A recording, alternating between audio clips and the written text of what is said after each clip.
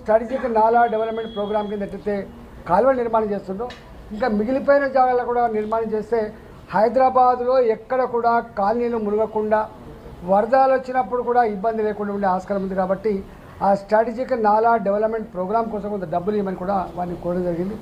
అదేవిధంగా స్వచ్ఛ భారత్ కింద ఇవాళ మా మలకాయిరి కావచ్చు, హైదరాబాద్ చుట్టుపక్కల కావచ్చు, ఇప్పటికే కేంద్ర ప్రభుత్వం అమృత నగరాల కింద కావచ్చు, స్మార్ట్ సిటీల కింద కావచ్చు వేల కోట్ల రూపాయలు ఇచ్చి ఆదుకుంటా ఉంది. కాబట్టి ఇక్కడ కూడా మమ్మల్ని మాకు కొంత స్వచ్ఛ భారత్ కింద నిధులు ఇచ్చి ఆదుకోమని చెప్పి వారికి కలిసి చెప్పడం జరిగింది. అదేవిధంగా ఇవాళ ఇక్కడ భారతీయ జనతా పార్టీగా కేంద్ర ప్రభుత్వ పరంగా తెలంగాణ రాష్ట్రానికి అన్ని విధాలుగా సహకరించడానికి సిద్ధంగా ఉంది. కాకపోతే వీళ్ళ లెక్కలు చూస్తూ ఉంటే బాధ అనిపిస్తూ ఉంది. తెలంగాణలో పోయేమో కేంద్ర ప్రభుత్వం మీద దుమ్మెత్తిపోస్తూ ఉన్నారు, మాకు ఒక రూపాయి కూడా ఇస్తలేరని చెప్తా ఉన్నారు. వాళ్ళకు అవగాహన ఉన్నదా లేదా నాకు తెలియదు, కానీ నేను కూడా ఆర్థిక మంత్రిగా పనిచేసిన కేంద్ర ప్రభుత్వ పరంగా ఎక్కడ కూడా డీవేట్ కాదు. కేంద్ర ప్రభుత్వం ఎప్పుడు కూడా అలవి కానీ హామీలు ఇవ్వదు. కేంద్ర ప్రభుత్వం ఎప్పుడు కూడా ఈ రాష్ట్రానికి ప్రయారిటీ లేదనేటువంటి భావన ఉండదు. బాధ్యతలు ఉంటే బడ్జెట్లోనే చెప్తారు. కానీ ఇవాళ సిఎస్ఎస్ సెంట్రల్లీ స్పాన్సర్ స్కీమ్స్ ఏవైతున్నాయో రాష్ట్ర ప్రభుత్వ పరంగా కొన్ని స్కీములకేమో 40% వాళ్ళు కట్టాలి, 60% కేంద్రం ఇస్తుంది. కానీ ఎక్కడ కూడా సకాలంలో ఈ 40% నిధులు రాష్ట్ర ప్రభుత్వం జమ చేయకపోవడం మూలంగా కేంద్ర ప్రభుత్వ పరంగా వచ్చేటువంటి నిధులు సకాలం రాలేకపోతా ఉన్నాయి. రెండవది ఇలా ఎఫ్ఆర్బిఎం రుణాల గురించి వీళ్ళు మాట్లాడుతూ ఉన్నారు. ఎఫ్ఆర్బిఎం రుణాలు ఎక్కడ కూడా ఆపే ప్రసక్తి లేదు. ఇప్పటికే వాళ్ళ లెక్క ప్రకారంగా జిఎస్డిపిలో 20% కంటే రుణం దాటొద్దని నిబంధన ఉన్నప్పటికీ కూడా ఇప్పటికే 50% దాటిపోయింది. తెలంగాణ జిఎస్డిపిలో ఇలా తెలంగాణ రాష్ట్ర ప్రభుత్వ పరంగా ఉన్నటువంటి ఎఫ్ఆర్బిఎం రుణాలు కావచ్చు, గ్యారెంటీ రుణాలు కావచ్చు, అన్నీ కలిపితే 50% దాటిపోయింది. ఇంకా ఎలిజిబిలిటీ ఉండేటువంటి ఆస్కారం లేదు. కాబట్టి వట్టిగా బట్ట కాల్చి మీదేసి కేంద్ర ప్రభుత్వాన్ని బదనాం చేయడం తప్ప ఇంకోటి కాదు. అదేవిధంగా ఇంతమంది ఎంపీలను గెలిపిస్తే మీరు ఏం చేస్తున్నారని చెప్పి మా మీద ఆడిపోసుకుంటున్నారు.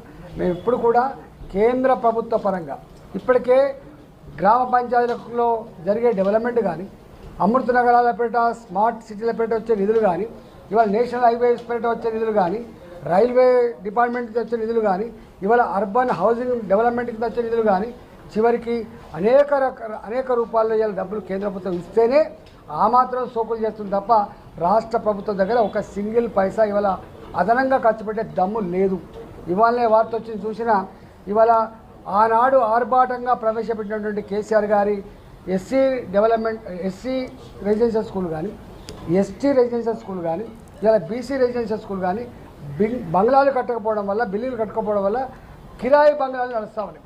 కిరాయిదారులకు కిరాయి ఇవ్వక సంవత్సరాలు గడుస్తున్న సందర్భంలో వాళ్ళు మొన్న తాళలేసిండు, అయ్యా మా కిరాయి వస్తలేదు అని చెప్పి.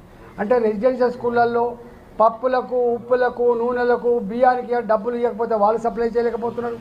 సప్లై చేసినా ఎక్కువ ధరకు సప్లై చేస్తూ ఉన్నారు. అంతేకాదు నాణ్యత లేని సరుకు సప్లై చేస్తున్నారని చెప్పి వార్తలు వస్తూ ఉన్నాయి. కిరాయిదారులకు కిరాయి ఇవ్వలేని పరిస్థితి ఉన్నది. అంటే డైట్ ఛార్జీలు కూడా ఇవ్వలేనటువంటి దుస్థితిలో ఈ రాష్ట్ర ప్రభుత్వం ఉన్నది. ఇవాళ ఇది సిగ్గుచేటు. రేవంత్ రెడ్డి గారి ప్రభుత్వం ఇవన్నీ కూడా బంద్ చేసి, ఈ డాంబికాలు ఏది పద్ధతి మాట్లాడి బుల్డోజ్ చేసే పద్ధతి బంద్ పెట్టి భూమి మీదకి వచ్చి ఇవాళ పేద పిల్లలు చదువుకునేటువంటి రెసిడెన్షియల్ స్కూళ్ళల్లో, హాస్టల్లో కనీసం డైట్ ఛార్జీలు ఇవ్వాలని, ఏ బిల్డింగ్లు అయితే కిరాయి తీసుకున్నా వాళ్ళకి కిరాయిలు ఇచ్చి ఇట్లాంటి అవమానకర పరిస్థితులు లేకుండా ఉండాలని చెప్పి చూసుకోమని చెప్పి నేను రేవంత్ రెడ్డి ప్రభుత్వానికి సూచన చేస్తా ఉన్నాను.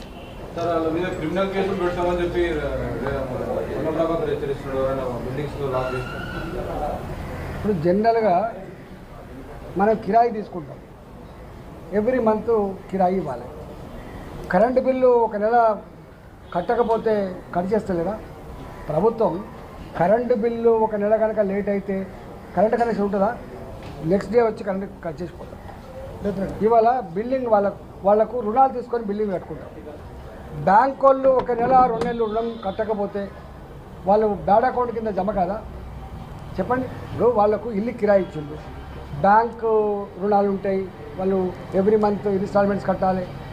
అదేవిధంగా వాళ్ళకు ఇంకేమైనా అప్పు తెచ్చుకునే ఉంటే ప్రైవేటు కట్టాలి. వాళ్ళకు సంవత్సరాల తరబడి కిరాయిలు ఇవ్వకుండా వాళ్ళ ఆవేదనను అర్థం చేసుకోకుండా వాళ్ళ మాట వినకుండా వాళ్ళకి బాధేసి ఇవాళ దశకు పోయినటువంటి పిల్లల తాళం చేతులు ఏవైతే ఉన్నాయో మేము ఇయ్యమని చెప్తే క్రిమినల్ కేసు పెడతా అంటే ఇక ఇంతకంటే వెర్రితనం ఇంకోటి ఉండదు. దబాయింపులతో బెదిరింపులతో ఎప్పుడు నడపలేరు. ఇవన్నీ దాచేస్తే దాగేటి కాదు.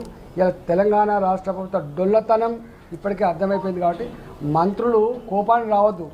మంత్రులు భూమి మీదకి వచ్చి ఎక్కడున్నాం మనం ఏం చేయాలనేటువంటిది ప్లాన్ చేసుకోవాలి తప్ప వాళ్ళ మీద వీళ్ళ మీద నీకు గవర్నమెంట్కి ఉంటుంది కావచ్చు అరెస్ట్ చేసే అధికారం, గవర్నమెంట్ ఉండదు కావచ్చు నీకు కేసులు పెట్టే అధికారం, కానీ ఎంతమంది మీద కేసులు పెడతావు, ఎంతమందిని జైల్లో పెడతావు, ఏం చేస్తావు నువ్వు? గత ప్రభుత్వం కూడా ఇట్లే భయపెట్టించి ఏం జరిగిందో చూసిండు.